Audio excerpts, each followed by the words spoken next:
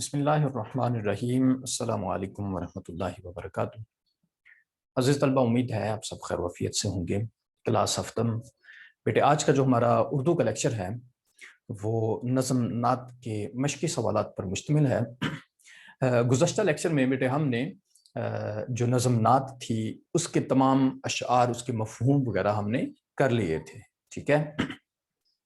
اور آج ہم انشاءاللہ اس نظم نعت کے جو مشقی سوالات ہیں وہ تیار کریں گے، ٹھیک ہے۔ آپ اپنی بک کا جو آپ کے پاس نوٹس ہیں، یونیک نوٹس، اس کا صفحہ نمبر 8 نکال لیجیے گا، ٹھیک ہے۔ پیج نمبر 8 پر یونیک نوٹس کے مطابق آپ کے مشقی سوالات ہیں، ٹھیک ہے۔ ہاں جی، پہلا سوال ذرا دیکھیے گا۔ کہتے ہیں کہ حمد اور نعت میں کیا فرق ہے، ٹھیک ہے۔ اور یہ چیزیں ہم نے پہلے پڑھ بھی لی ہیں۔ میں نے آپ لوگوں کو جب نظم حمد پڑھائی تھی تو اس میں تعریف وغیرہ ساری بتا دی تھی، نعت پڑھی تو تب بھی ہم نے اس کی تعریف پڑھی تھی۔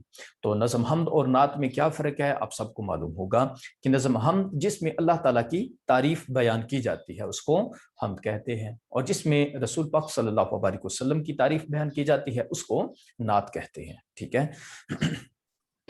ہاں جی، دوسرا سوال ہے عقبہ بہتر ہونے سے کیا مراد ہے؟ عقبہ یعنی کہ آخرت بہتر ہونے سے کیا مراد ہے؟ جی، جواب کیا ہے؟ عقبہ بہتر ہونے سے مراد یہ ہے کہ نیک اعمال کر کے اپنی آخرت کو بہتر بنایا جائے اور اللہ تعالیٰ کی خوشنودی حاصل کی جائے، کہ اب نیک اعمال کیے جائیں جس سے ہماری جو آخرت ہے، مرنے کے بعد کی جو زندگی ہے، تو وہ والی زندگی یا مرنے کے بعد کے جو لمحات ہوں گے وہ ہمارے لیے جنت میں گزرنے والے بنے، ٹھیک ہے۔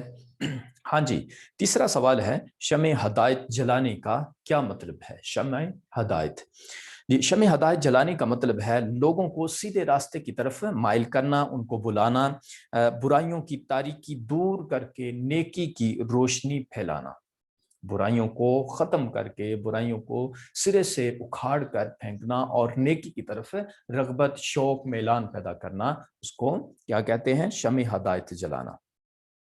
جی، چوتھا سوال ہے بیٹے سیدھا رستہ سے کیا مراد ہے؟ سیدھا رستہ، ہاں جی، سیدھا راستہ سے مراد ہے توحید و رسالت کو ماننا۔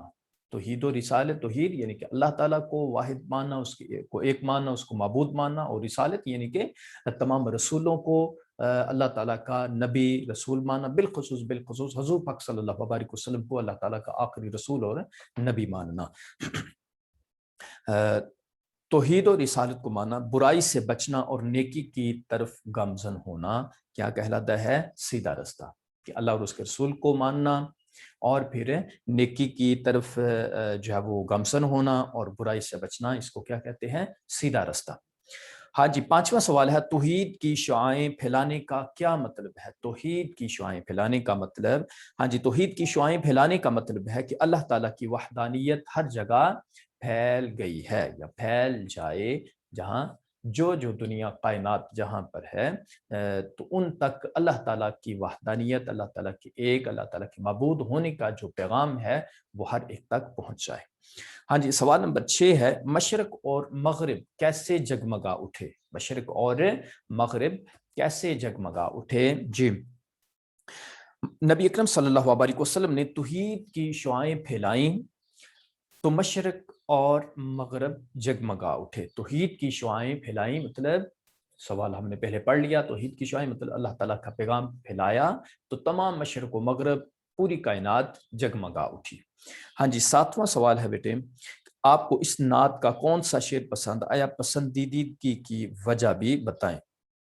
ہاں جی، مجھے اس نعت کا دوسرا شعر بہت زیادہ پسند آیا۔ اس میں نبی پاک صلی اللہ علیہ وسلم نے ہمیں آخرت کو سنوارنے کے طریقے سمجھائے جن پر عمل کر کے ہم اپنی آخرت کو بہتر بنا سکتے ہیں، ٹھیک ہے بیٹے۔